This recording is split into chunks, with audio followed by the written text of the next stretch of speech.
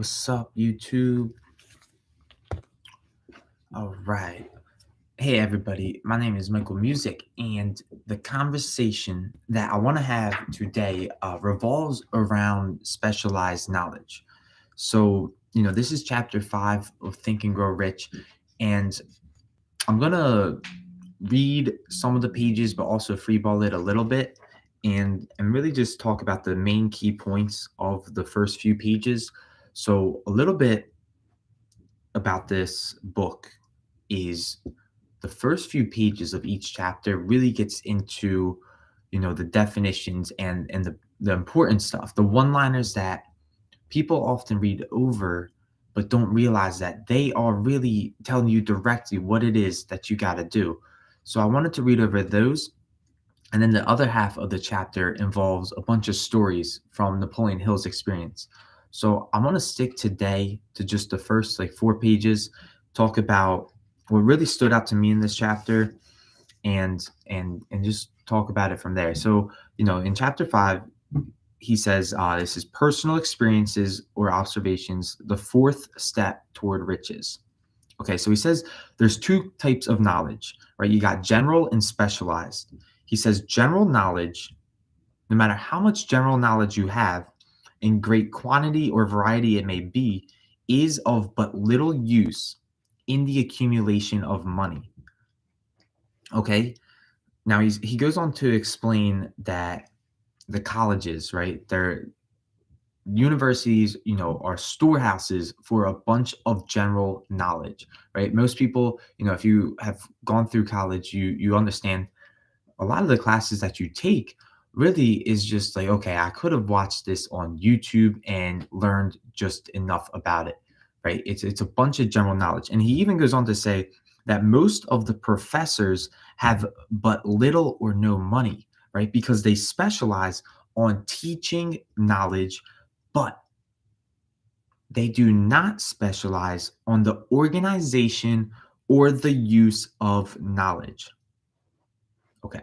Now I'm going to get into the main point here, right? But keep in mind, right?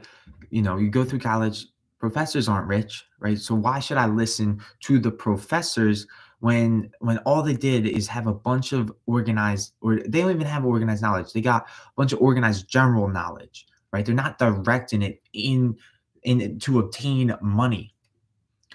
So he says, knowledge will not attract money unless it is organized and intelligently directed through practical plans of action to the definite end of accumulation of money. Okay, let's pause it. That was a huge sentence. I'm going to read it again. He says, knowledge will not attract money unless it is organized and intelligently directed through practical plans of action to the definite end of accumulation of money. So every time, right, you watch a YouTube video or you read a book, right? What is your intention? What's the definite end that you are gathering this knowledge for, right? Like, at what point are you going to decide, okay, am I just reading to read, or am I reading to really get to a place, right? To get to, the end goal that I have written down. So that's something, me personally, I used to be a huge reader. I used to study probably at this point over 100 books, right? I've read over 100 books. I'm not saying I've read them fully. I probably read over 50 books full, but 100 books I just read a chapter from here and there, right? And at the end of the day, that did not make me rich, right? That did not help my situation. I was still, just, it's just the endless amount of books that you can read. It's not getting me to where I needed to be. So I decided, okay, I'm going to just study this book until I finally figure it out.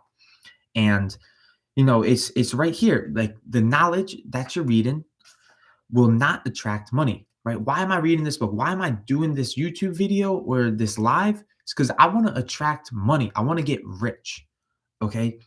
Now, knowledge will not attract money unless it is organized and intelligently directed through practical plans of action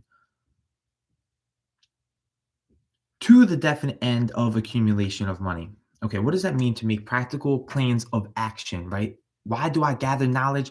So that I can create plans that I can actually take action on, right? I'm tired of, just reading to read and consume all this information just to consume information, right? I want to do something about it and actually start making money. Okay. He says lack of understanding of this fact has been the source of confusion to millions of people who falsely believe that knowledge is power. It is nothing of the sort. Knowledge is only potential power. It becomes power only when and if it is organized into definite plans of actions and directed toward a definite end. Okay, let's break that down, right? Knowledge is not power. What does that mean? What is power? Right? We'll dive into the exact definition of power. There in the chapter on the mastermind, he actually didn't name the chapter the mastermind. He named it something about power, the power of the mastermind. Okay, so we're going to get into that definition. Let me just pull it up right now because I am curious.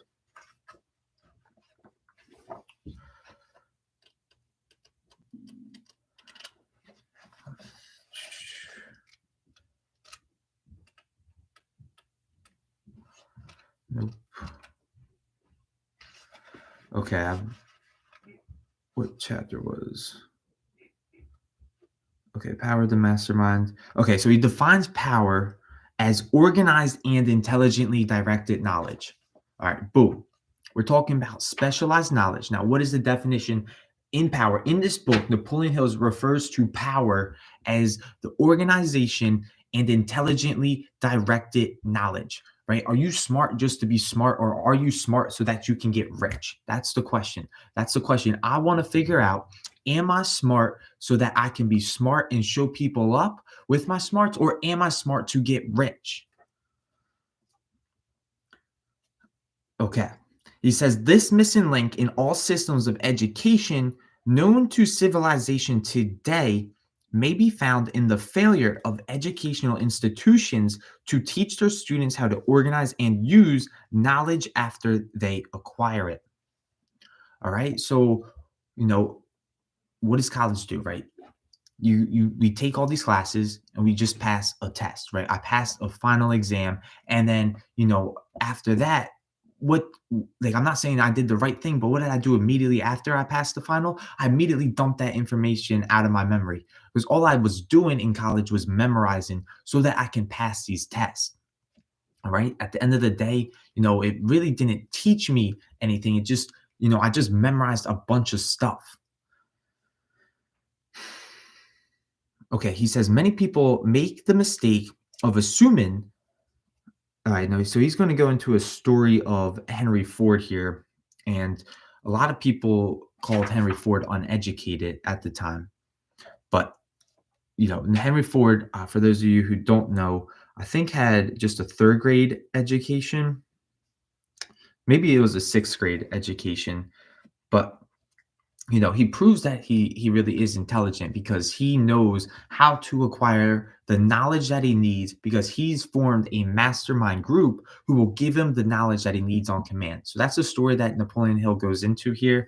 I don't want to dive too much into that, but let me read to you, what Napoleon Hill defines as an educated man, because I really like this definition and I think it is absolutely spot on.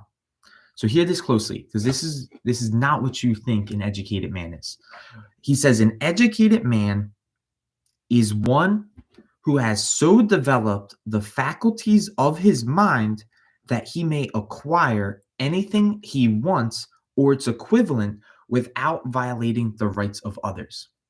All right. So are you educated if you have a high school education? Are you educated if you have a college degree? No. Not under this definition. Are you educated if you have developed the faculties of your mind so that you can get whatever it is that you want without violating the rights of others? Right? Can I like realize I am talking a lot of this stuff is to myself, but can I get, whatever it is that I want at this moment? Can I just say, hey, I want that, and can I get it? At this point in my life, truthfully, no. So I don't consider myself, a fully educated man. Now, why am I studying this? Why am I teaching this? Because I want to get to that point where I can truly have anything that I want. And I don't say that lightly. I say that with full respect to this book and what it's really teaching. But there really is no but. Like, that's just how it is. So you know, studying this stuff right here is what we're doing is we're developing, our minds or our thoughts. We're actually learning how to think so that we can truly become rich. And I'm not just talking about in terms of money. I'm talking about rich in terms of health, wealth, love, and happiness in all areas of my life. I want to be rich. Okay. Furthermore, I'm going to fast forward a little bit. He says, any man is educated who knows where to get knowledge when he needs it and how to organize that knowledge into definite plans of action. So, what's going to start coming up throughout this book in these principles is definite plans of action. You're going to hear that from me repeatedly over and over again. Because at the end of the day, right, if I want to become rich, I need definite plans of action. So, this is one of those principles where it's, I am getting my resources in line so that I can take definite action and I know I can take the right action, right? Because there's two types of action, there's the right action and the wrong action. So, this is like a very important principle because you need to know where you can get knowledge so that you can, take the right action. Now, we're going to talk about the mastermind principle here because a lot of the knowledge, right? A lot of people are going to pause here and be like, okay, I can't get all the knowledge, right? I'm not a big reader. I'm not, college educated, so on and so forth, right? But they don't understand that they don't need all the knowledge themselves to get rich, right? He talks about the mastermind principle. And he says, even for Henry Ford, that it wasn't essential for him to have all the knowledge in his own mind. Because what Henry Ford did, and Henry Ford that started the car company, that made an absolute empire of it, he had a mastermind group of men who knew all the technical aspects that he needed to know. Right? What Henry Ford was doing was he was the guy that knew how to organize these men so that when he needed definite knowledge, he brought one guy in. The guy told him what he needed to know, and he made his decision from that.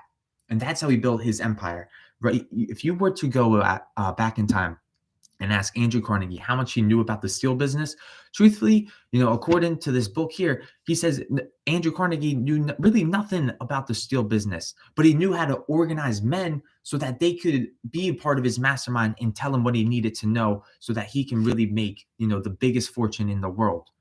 So, it's key here. This principle is going to come up. Understand how the principles intertwine with one another, right? Specialized knowledge intertwines with power and mastermind, right? We're talking about some principles here and there, and you'll find as you go through this book that they really all are connected, right? You don't get the whole picture until you get the whole picture. You don't get one, you can't just get rich from mastering, a burning desire or one of the principles. You really do need to understand all of the principles here. Wow. Okay. I'm going to read a few more things that I underlined and that I thought was interesting. So, he says the accumulation of great fortunes calls for power, and power is acquired through highly organized and intelligently directed specialized knowledge. But that knowledge does not necessarily have to be in the possession of the man who accumulates the fortune, right? So you're going to have to take this sentence on faith right here, right? Maybe you are just tuning in, watching this video, and you're like, damn, do I truly believe that? And that's all right if you don't truly believe it. That's why I keep reading this book over and over again, because, there was a point where I didn't truly believe it. I thought I needed to know everything about everything if I wanted to get rich. But that's not the case. That's not what Napoleon Hill is saying here. He's saying if you make the right mastermind group, if you have the right people in your inner circle, right? They can have the knowledge that you need. You just need to know exactly what it is that you want. You need to go where you're going, and you need to know how to derive this knowledge from your mastermind group so that you can advance through definite plans and take definite action towards your goal. This is good stuff. Now this is a big sentence too. He says, "The man who can organize and direct a mastermind group of men who possess knowledge useful in the accumulation of money is just as much a man of education as any man in the group. Remember this if you suffer from a feeling of inferiority because your schooling has been limited," right? Truthfully, if I'm being 100% with you right here, right now, the most educated men that I know, right? I have this one mentor, shout out to Sean G. Murphy, right? He did not excel in school, but I can assure you he was definitely the most educated man that I've ever met. Like personally, in my life, because you know why he falls under the definition. An educated man is one who has so developed the faculties of his mind that he can get whatever it is that he wants without violating the rights of others, right? He falls into that category. So I consider him educated. I don't care that he didn't go to college. I know he is way more educated than me or my parents, and we all have college degrees, right? Because truthfully, my college degree does not mean I am educated. It means that I, have a really good ability to memorize facts and take tests. I will admit I am a really good test taker, but am I at the point yet where I can get whatever it is that I want?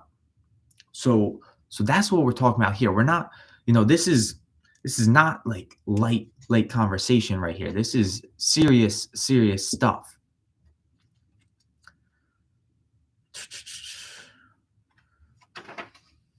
All right, I'm gonna pause there. We're gonna do a part 2 of this because this was a great conversation today. Let me pause it right there. But yeah, that's the conversation on specialized knowledge. I thought, this was fascinating. So you really got to ask yourself, okay, moving forward, right? If I'm going to learn something, why am I going to learn it, right? Like, do I have my definite end? Do I have exactly what I want written down?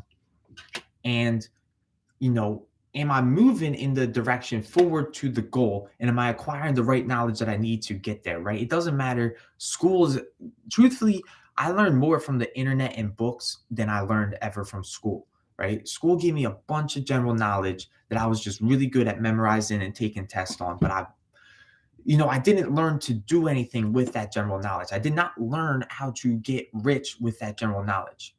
So that's why this conversation is so important, because it's not about what you know, it's about what you do with what you know. And I truly believe this. So hey, just want to also put out there, like, a lot of this conversation was for me, it was really me talking to myself. Like, you gotta get it together and really understand this concept here, because you like, I think I'm smart, but am I really educated? So yeah, I appreciate you for tuning into this live today. That was the chapter on specialized knowledge. I'm going to continue the conversation on specialized knowledge tomorrow. I didn't finish the whole chapter on what I wanted to get through. So I'm going to do a part 2 to this tomorrow, and then we're going to keep going from there. So thank you all for tuning in. Appreciate you. I'll leave you with this. Until we meet again in time and space. Bye for now.